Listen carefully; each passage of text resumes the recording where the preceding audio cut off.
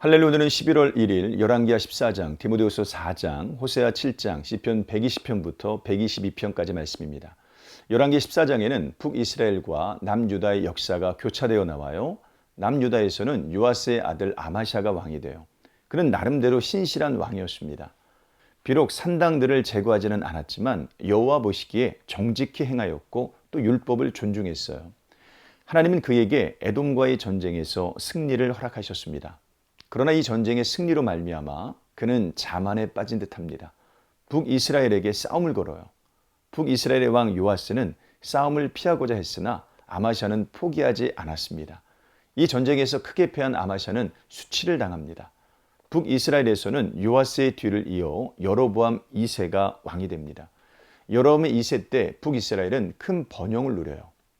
여호와께서 이스라엘의 고난이 심하여 매인자도 없고 노인자도 없고 이스라엘을 도울 자도 없음을 보셨고 여호와께서 또 이스라엘의 이름을 천하에서 없이 하겠다고도 아니하셨으므로 요아스의 아들 여로보암의 손으로 구원하심이었더라.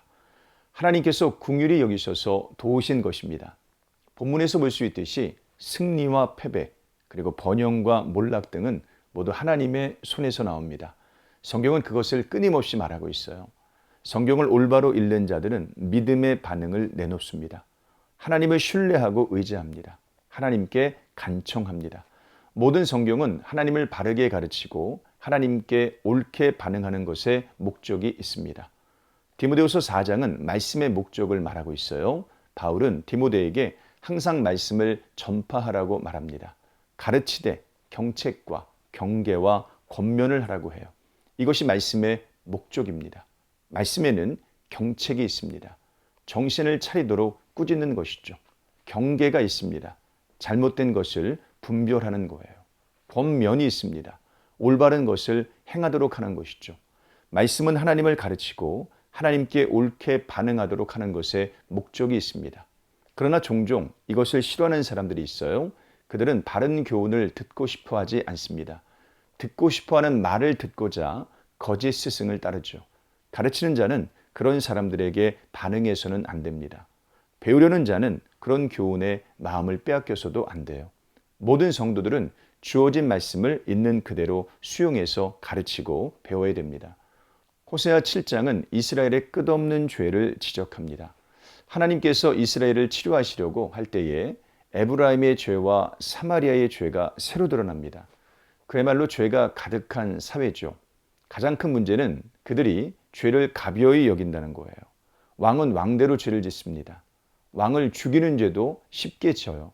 종교와 사회는 이방인의 그것과 혼합됩니다. 여호와께 돌아오라고 그토록 호소했는데 그들은 오히려 더욱 멀어져 갔습니다. 화 있을진저 그들이 나를 떠나 그릇 같음이니라. 13절 말씀이죠. 하나님을 떠난 그들은 온갖 수치와 조롱을 당하게 될 겁니다. 죄에 중독된 사람들은 반복되는 경책과 경계와 권면에도 반응하지를 못합니다.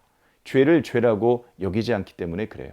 시편 120편부터 122편까지는 하나님께 도움을 호소하는 노래입니다. 하나님은 응답해 주십니다. 도움을 주십니다. 하나님은 지키시고 보호하십니다. 여호와는 너를 지키시는 이시라. 하나님을 믿는다는 것은 그분께서 우리의 아버지 되심을 믿는 것입니다. 아버지이신 하나님께서 우리를 도우시고 보호하시고 지키심을 믿고 항상 그에게 반응하는 것이 믿음입니다. 하나님의 말씀에 전혀 반응을 하지 않는다면 사실 그 믿음을 의심해 봐야 됩니다.